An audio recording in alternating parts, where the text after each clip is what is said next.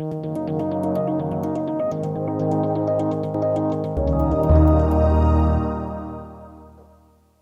everyone, and welcome to our special edition of our COVID-19 Power Lunch, our weekly video series where we discuss new developments and new legislation related to the coronavirus pandemic. I'm Erin Spiwak, partner with James Moore & Company, and I'm one of the moderators for the series. Hopefully you tuned in yesterday to the first of several videos in our special real estate series of Power Lunch.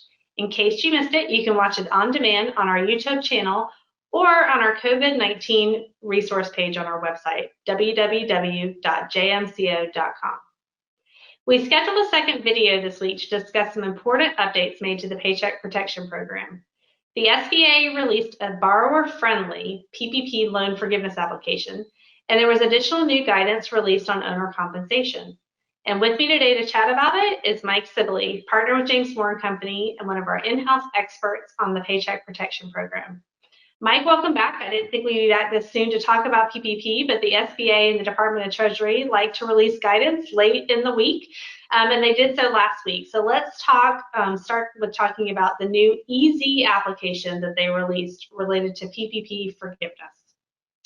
Yes, well, the SBA is the gift that keeps on giving these days. So who knows what they'll come out with from week to week. But I do, at least, this seems to be trending the right direction. I think we've talked about it in the past where they're trending towards making this easier to get through for companies, which is always a good thing. It's less effort, and I think that goes along with the intention that Congress originally had. But they did release the easy form of this. This is a 3508 easy. So if you go to their website, if you go to the U.S. Treasury website, the SBA website, and you find these documents, you're going to see now there's two applications. There's the original application, the long form, so to speak, that has been updated for the new language now. So that's one of the other updates. It's been updated for that. But there's also the easy form, and effectively what this form does is eliminates the need for that detailed calculation, employee by employee, to determine what the FTE calculation is and to determine if there was any reductions in wages. And if there were, it goes through all the safe harbors and comes up with a calculation that will lead up into the application. Now, in order to do that, in order to qualify for this, there's one of three certifications you effectively have to be able to make on this application. And if you don't meet one of those, you are still required to go back to the original long form, so to speak. So what I thought I could do was, is go through, and I'm just going to read it because it's quite a few different things, but I'll at least read it to you, and you can get a sense for, do you qualify as a company? Do you qualify for one of these items or not? So here are the certifications. Again, you can find it in the instructions. The first one is the borrower's self-employed individual, independent contractor, or sole proprietor. Had no employees. So effectively, most of the time you see these as your Schedule C filers, and they had no employees. And we're going to talk about Schedule C in a little bit, but effectively, if you were in that application status of a Schedule C, you basically took your 2019 Schedule C, I think it was line 31, divided by 12, multiplied it by 2.5. And not only was that your loan, but that was also going to be the max forgiveness that the forgiveness that you're going to apply for in 2019, again, assuming you had no employees. So the first one is if you were at Schedule C with no employees, you will be able to utilize this form. The second one is, and it's an and, so you've got two components to the second piece. First, it says you did not reduce annual salary or hourly wages by more than 25%, and you did not reduce the number of employees or average paid hours of employees between January 1st and the end of your covered period. The covered period, again, is that 8 or 24 weeks. Now, there are exceptions to that. So if you had an employee who you could not replace, you couldn't rehire them back, there's all those exemptions. If you were in that situation where you did not reduce their wages or hours, and you did not reduce the number of employees, and you meet one of those exceptions, even though maybe you did have a reduction in employees, you can meet that second one. And finally, the third one is you did not reduce the annual salary or hourly wages by more than 25%, and your business was not able to meet the same level of activity as you did prior to February 15th because of CDC guidance, state requirements to be shut down or closed down or at reduced levels. You have OSHA in terms of being able to have the social distancing. So if you met one of those criteria, you can meet the requirements to do the 3508 easy form. So I'll just say it one more time. You're effectively a Schedule C with no employees. You did not reduce any employee wages by more than 25%, and you did not reduce employee count, the FTEs, except for those areas of the exemption, or you did not reduce by more than 25% the wages of an employee, and you were shut down because of a reason by the CDC, a government shutdown, social distancing type safety requirements. If you met one of those, you can now use this shortened form. You don't have to do the long form. The shortened form it looks very similar to the long form in terms of page 1 of it, but it doesn't have all the detailed calculations. Right. Now, what I do want to, so that is good. The application is long, especially I would say for any of our Schedule C filers who don't have employees. This makes it very simple when they had already been kind of told how much they were going to have forgiven based off their loan amount anyway. But did want to note that the easy form isn't short on documentation that you still have to submit with it. So just because you're filling out less information doesn't mean that the lender and ultimately the SBA isn't going to require all the different documentation from payroll and non-payroll, correct? Yeah, that's correct. You're still going to have to provide your payroll information to support the payroll amounts that are on the loan application. You also have to there is an FTE number that you still have to include on there. It's just not all the FTE numbers that you had before. You also have all your non-payroll costs, and you do have to provide copies of lease agreements, copies of payments, and things of that nature. So there's still quite a bit of documentation involved. And on top of that, it is possible that the SBA can request more information, look deeper into these forms, particularly if they have a question about something. So you are required to maintain documentation to prove that you did not reduce salaries, to prove that you did not reduce numbers of employees. And if you did, the documentation to support why they met one of the exemptions. So there's still quite a bit of documentation to go through. It's just the manual. If you can meet one of those guidelines, you don't have to go through the manual calculations. It may be in some cases you're uncertain whether or not on the hourly pieces, if you didn't reduce FTEs or not, and you may need to go through that calculation just to see if you in fact meet it. Which isn't necessarily a bad thing. At least you still don't have to worry about filling out the additional pages, but it may be necessary to go through the mechanics of it anyway.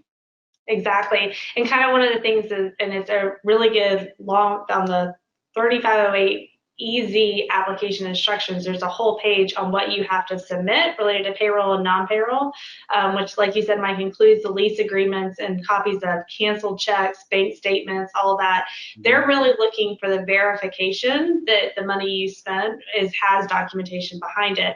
But to me, what the harder part is the documentation you don't have to submit, but would be really hard to try and recreate a year later if you got audited or they asked for it, related to how you met the FTE exemptions or salary reduction exemptions. So I would encourage everyone to look through all of that and make sure that even though you're not submitting it, you have it ready if called upon to have all that documentation there. So yes, yeah, I completely agree. Just to add to that, and I think on top of that, I would go through it as if you were submitting it. With that, because I completely agree that it just might be one of those, you don't know we don't know what information they're going to go through. We don't know what additional questions they're going to go through.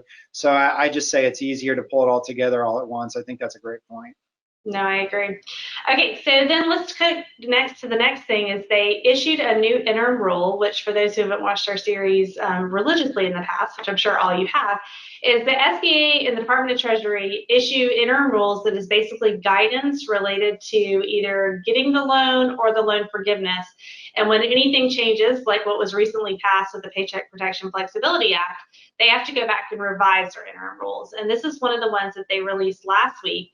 They give some additional information related to the 8 weeks to 24 weeks. So it certainly went through there and corrected that you could either elect the 8-week period if you had a loan that was granted to you before June 5th, or you could stick with the 24-week period, which was the new thing under the Flexibility Act.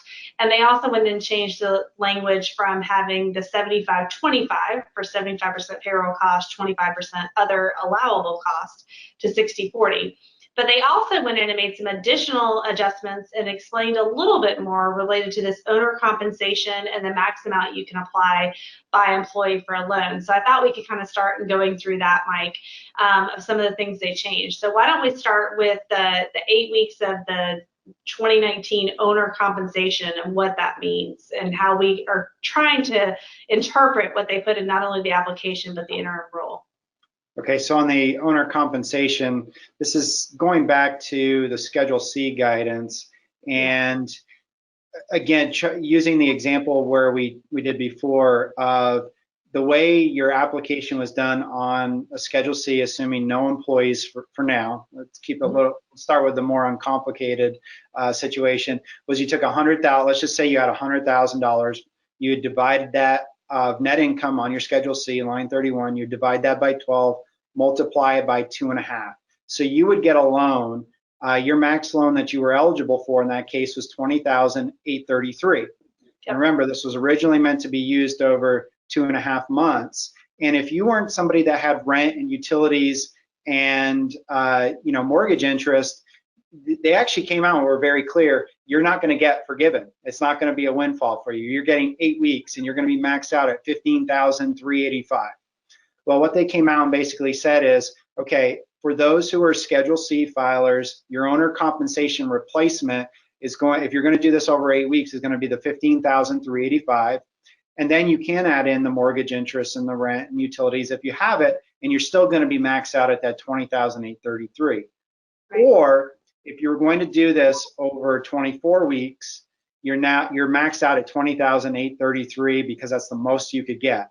From taking 100,000 and you spread it out over 24 weeks, to get to 100,000 prorated that way would be 46,154. You're obviously going to be limited to the max loan that you could have gotten in that particular case. And of course, when we get into owner compensation, we're also reminded that health insurance is not included in owner compensation, nor are retirement payments included in owner compensation. Now, this is carved out a little bit when you start talking about owner compensation for Schedule C filers, sole proprietors, general partners versus corporations. Right. And so this is where it gets a little bit complicated, because the way it was getting into owner compensation was kind of spreading out into a couple different things. So first, let's take the Schedule C piece, and that Schedule C piece is limited exactly how I just framed it. Now, if you have an employee and you're a Schedule C filer, it's possible that not only did you get a loan related to $20,833 of your compensation replacement as the sole proprietor, but let's just say you had another employee who had payroll. Well, their amounts are added on top of that as well, and as long as they're still employed, you'll be able to count that towards the forgiveness as well. Hopefully that's going through a lot of numbers right there, but that makes sense. Basically, you got the loan of your 2.5 times of your net profit on line 31. So assuming that was 100,000, you got a loan of 2833 plus whatever you had as an employee payroll cost. So if you were Schedule C and I was your employee, you could get 2.5 months of my salary for 2019 as well, and that's your total loan amount and eligible for forgiveness at this point. Correct. Yeah. Correct. So then you fired me, Mike, right? Because I was not doing a good job. So, but you decided not to rehire me. You would not be eligible to get my loan forgiveness that you got on my loan amount, correct? Yeah, that's correct. And that's where it can get a little bit confusing as well. Yes, I did receive a loan. I might have terminated you and meet one of the exemptions that we've talked about in previous sessions. Either I couldn't find somebody qualified, whatever the case might be, but I still got a loan for not only my compensation replacement of the 20,833, but also included your amount. And let's just say that was an extra $10,000 for that 2.5 months.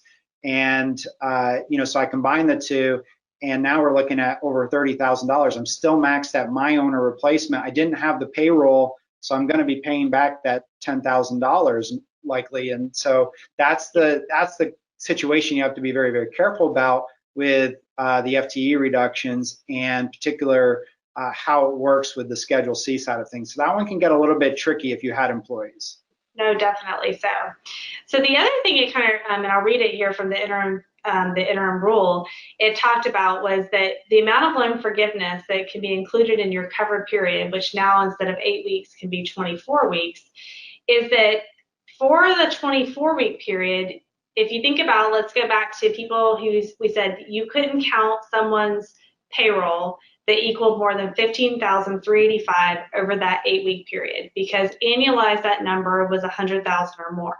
So it didn't matter, we talked about this in previous webinars, if that included a bonus or included additional, just a bundled paycheck, so it somehow the person wasn't making over 100,000 for the whole year, but it looked like it in the 8-week period. So one of our big questions have been like, well, what do we do now that we have the 24-week period, right? So are we still capped at that 15,385? It actually says in the interim rule that for 24 weeks, it's a maximum of 46,154, which effectively is the same multiplier of 24 over 52 times the 100,000. But they go in there to say that it's going to be really hard to get that max amount of 46,154 per employee, because you originally applied for only 2.5 times their payroll, right? So that wasn't 46,000. So you shouldn't have to be using that max by employee unless you had a reduction in FTEs and they were applicable for an exemption. And that to me is something Mike and I kind of gone back and forth on to try and really understand, is that capped amount, it means something, because it obviously you can use now, if you use the 24-week period, up to that 46 grand. But it really shouldn't matter if you didn't have a heavy reduction in your FTEs, right, Mike? Yeah, that's right. And it is one of those, at first I had to read it several times myself to try to understand what are they really getting at here? Why is this even necessary? Because it almost feels like it's restating the obvious. And I guess what I mean by that is, let's just say you had 10 employees, you didn't reduce hours, you didn't reduce salaries. You're now going to have 6 months of their salaries all included if you go to 24 weeks. And it doesn't really matter that somebody may be at 46,000 or whatever, because they're still going to be capped out at 2.5 times that their salary. So that's going to be the max it's going to be. Now, what could happen is, let's just say you had significant reductions in FTEs and that didn't meet the exemption purposes.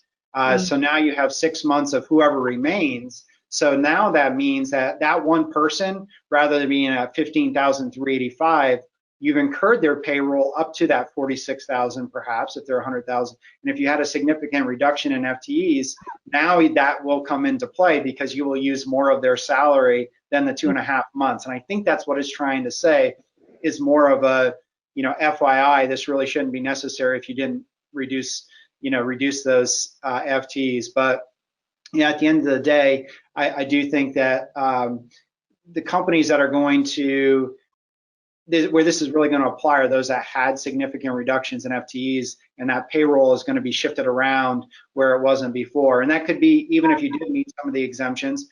And of course, if you didn't meet the exemptions and had reductions, then there's the more detailed calculations that we're going to have to go through to see what your forgiveness amount is going to be.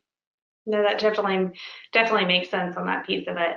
And then they talk about in this interim rule specifically, they say that when you're calculating that max amount per employee, so whether it's the 8 weeks of the 15,385 or the 46,154 for the 24-week period, it says it includes covered benefits for employees, but not owners. And they specifically put that in there so that owners could not include healthcare expenses, retirement contributions, and state taxes imposed on employee payroll paid by the employer, like unemployment insurance premiums. So this concept of who the owner is, again, to us, very clear when it's a Schedule C, or perhaps even a general partner in a partnership. It goes back to that question of a corporation, S corporation or C corporation owners. Does that mean we can't include their health insurance, retirement contributions, or their state taxes paid on their wages? So I know that you and I kind of went back and forth in trying to look at what the interim rule says versus the application instructions. So maybe you can kind of walk us through what our thoughts are. And of course, because we always have to say it, we do need additional guidance on a couple of them as well, right? Right. I always put that in there. Right. So what would be one of these webinars be without us referring to additional guidance? Right. I'm not sure how we would react to that, right? So yes, of course, and the application itself, the instructions of the application is one of the things I think as I don't know, I guess at some point you got to look at what's comical in this. They thought the original form was too long, and Congress was referring to it. So what they did, if you look online, is you'll see that the application itself is now separated from the instructions. And so now it goes from 11 pages on the long form to the 3 pages of the application. So at any rate, the instructions are actually give us a little bit more, I think, insight into that interim rule, because like you, I was a little bit confused as exactly what they mean by that.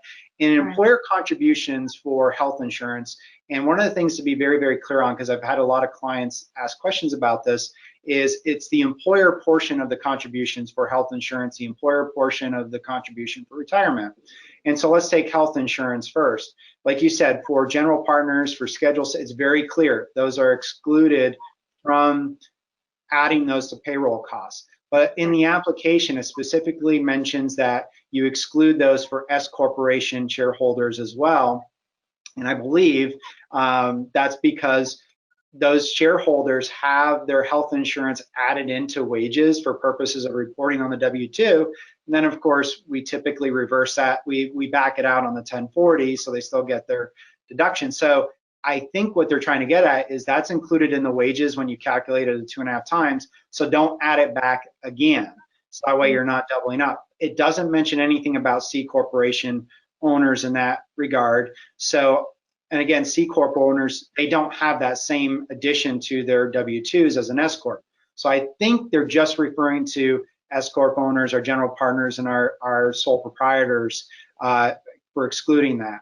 Then on the retirement contributions, it specifically talks about owner employees, but is again specifically talking about sole proprietors, so Schedule Cs, and general partners, but it doesn't actually say what happens for S or corporation, S or C corporation owners. So I'm not entirely clear. I do think we might be waiting for some more guidance, but in that particular case, retirement contributions are not additive to your W-2, so it wasn't ever included from a payroll standpoint. We did, when we did the applications, and many of you may remember, we added on in a separate column for it, but it wasn't added as part of those payroll. So I don't see that as being doubled up, but I do think we need more clarity there.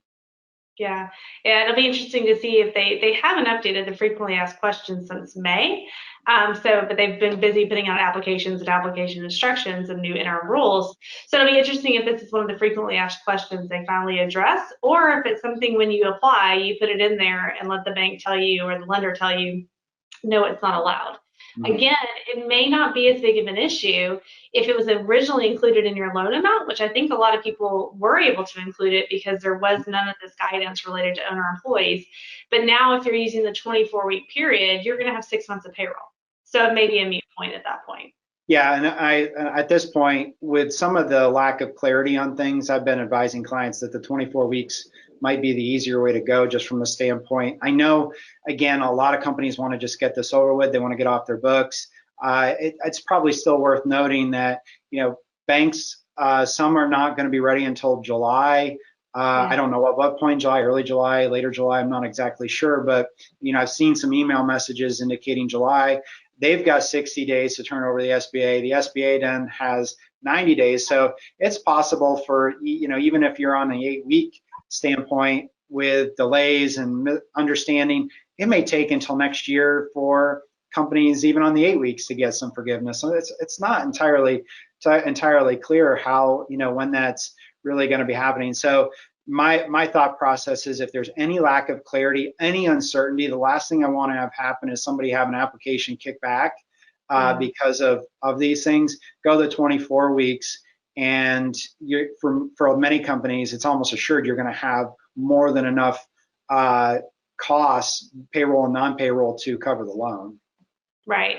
No, I agree. And I think we've even worked some of the numbers on the FTEs, that even if your FTEs get reduced over those 24 weeks versus the original period, it may not be as dramatic of a decrease to your forgiveness as we once thought. So it's not as big of an issue on that piece. And again, they also increased the number of the amount of other costs that you can use from 25% to 40% for rent, interest, utilities, and all that. Still waiting on additional guidance on the transportation piece, but it doesn't seem to be as quite a big an issue. And that is what they changed the long application form to reflect, was those percentage changes as well.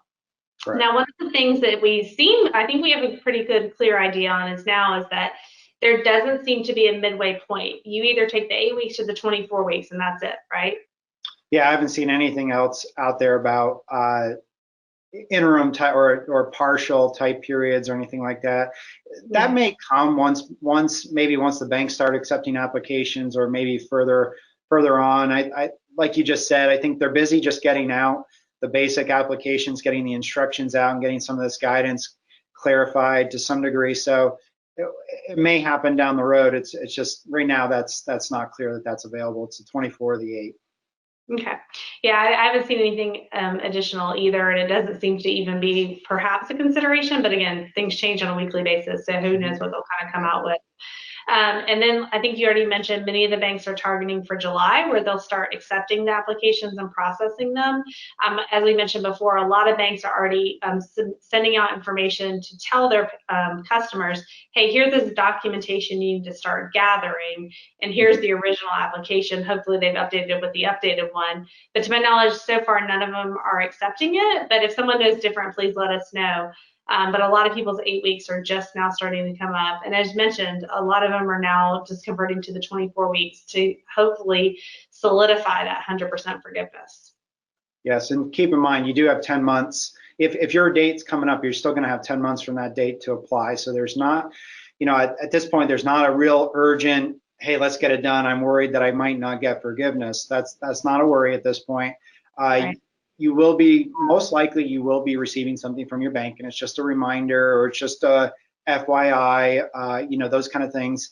But I think you're exactly right. Start getting that, as we've been saying for the last 10 weeks or so, get your documentation together. If you have, I know many have kind of maintained it as they went, which is great.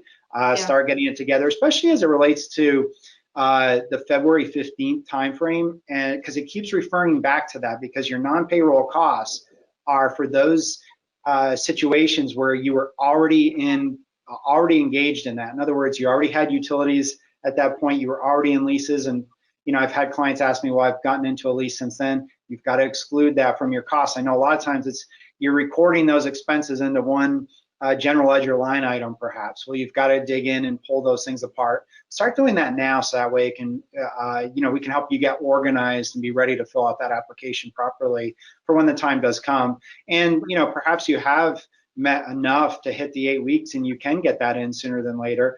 Make sure you have that in. Make sure you have that documentation. That way we can help you verify and make sure that it feels right. No, I agree, and actually just pick this paper up to remind people, because they are pretty specific on the documentation of non-payroll expenses. The payroll expenses, it goes through payroll schedules, forms, bank statements, canceled checks, all that kind of stuff. But in the non-payroll costs, they specifically talk about amortization schedules, receipts, canceled checks, lender account statements, lease agreements. It's a lot of stuff that you probably have, but don't all have in one place. And that February 15th date is a really good reminder of that, Mike, to make sure that you had it so you can substantiate it, because that is something that is required to be submitted to the lender for the forgiveness if you're using that as part of your cost. Yeah, and I'm a firm believer in the more organized and well put together, the easier it is, because from the banking standpoint, they're going to want to be able to verify that you have the schedule, you have the details that are going to tie right into the application. And if you've got that in place, they're going to move it on to the SBA.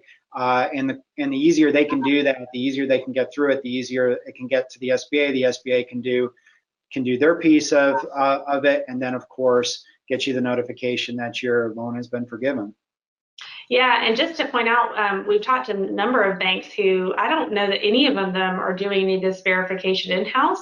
Most of them are outsourcing it, whether it's to CPA firms or third-party SBA lenders. And so your personal banker who may be involved with your PPP is going to have nothing to do with processing the forgiveness application, which a lot of them are creating portals for you to submit the information. And whoever is doing the review really is from a perspective of saying, all right, what did the borrower say was their total lease agreement, and was it as of February 15th? Is the document match that? No. They're probably going to reject it and send it back to you. So that's a really good point, Mike. The more buttoned up and clean you have it, the better chance you have getting it through. Because there's not going to be a lot of hand holding, I don't think, on the banker side. They just don't have the time or capacity to do it. No, I think that's exactly right. And you're right. They're setting up the portals. And from what I understand, most of them are kind of setting up it's like an online calculator effectively where, I like having the manual forms around us. I like the spreadsheets that we've developed to help summarize, because that allows you to take it and put it on there, but they will have their software setups that'll take it. And you're right, a lot of them are using the third parties, partially because they're not as comfortable looking at payroll reports as say we are, or other CPAs. So they're leveraging that. And again, it's going to be the same process where, okay, here's what you've submitted, here's what you've organized in a nice way on the portal. They're going to go through and make sure that those items tie out and then move it on. And again, it's just worth restating, the more organized and in place that is, the better. I think the easier it will be to get through. Oh, absolutely. Well, I think we covered everything, Mike, unless I forgot something that we were mentioning as far as an update of all the information they've released and new applications. Is there anything that I'm forgetting? No, I don't think so, other than, we've kind of talked about somewhat generics on this. Every company's got a unique situation, I know, so we can't cover all of those things, but just feel free to reach out to us. I know many of you have, in terms of your specific questions. That way we can go through. We're going to tell you the best that we can, obviously. In some cases we've had to say, there's just no guidance on that, and that's where, if it's a big enough issue, we've been saying, well, the 24 weeks may have to be the way to go to help reduce any uncertainty over that. Yes, I know we've definitely had a couple situations we've been emailing about in the past week. We're like, how's this going to work? And again, we're just kind of waiting to see, to make sure that if there is kind of weird things that have come up, and how we can explain them. But again, the lenders, like you said, are going to have a portal and an automatic calculator. So it's going to be kind of interesting to see how much explanation you can give if you're trying to explain away some different types of things. Right. So again, we appreciate everyone joining us. Like we mentioned before, we have our weekly real estate series. Anything new elaborate that comes up with the PPP program, we will do another webinar to give everybody an update.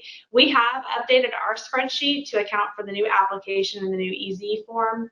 And so we do have that available as part of our service packages. When you get to that point of wanting to apply for it, we can help share that with you, and we look forward to helping you in the future. Again, if you need anything, please email us at info@jmco.com, or if you have any other questions or things that you'd like us to cover, we always appreciate your feedback. With that, have a great day.